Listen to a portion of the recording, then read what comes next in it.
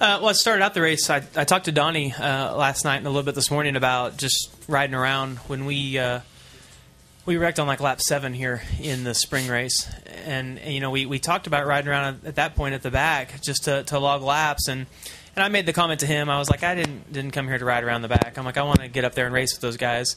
And then we wrecked on lap 7, and we had to ride around wounded. It makes you think that probably wasn't the best plan. So we rode around, in the back with the 48 and the 14 and some of those other guys until just a little bit after lap 100.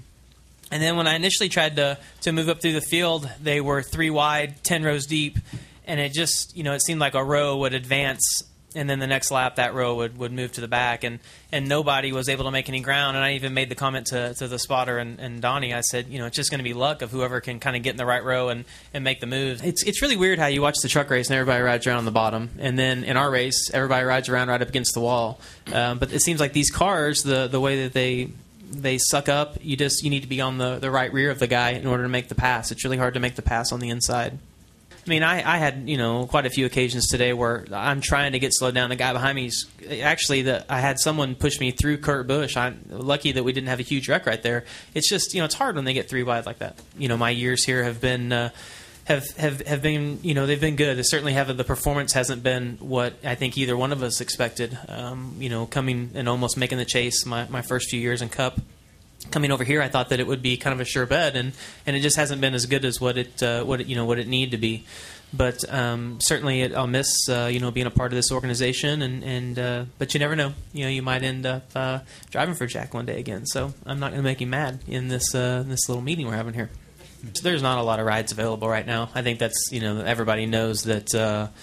What rides there are out there, and certainly if a sponsor were to call me, that would make it a lot easier. With the amount of teams that are shutting down, there's not a lot of options out there. So I think everyone knows the cars that are available right now, and for me, I just hope that you can, that we can get it, signed and then announce it whenever they want to, so that make it a little bit easier to sleep at night.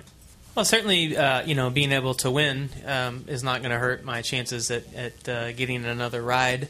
I said this kind of jokingly on TV, but my first year or so, Jack and I didn't. Jack was a little bit mean to me, I guess would be the easy way to put that. His motivating skills were he just wasn't pushing the right button. And he's told me numerous times that that everyone is motivated differently. And Jack's become a really good friend of mine in the last year. And he's learned to push the right button, I guess, when he comes up to my car before the race and what to say to me.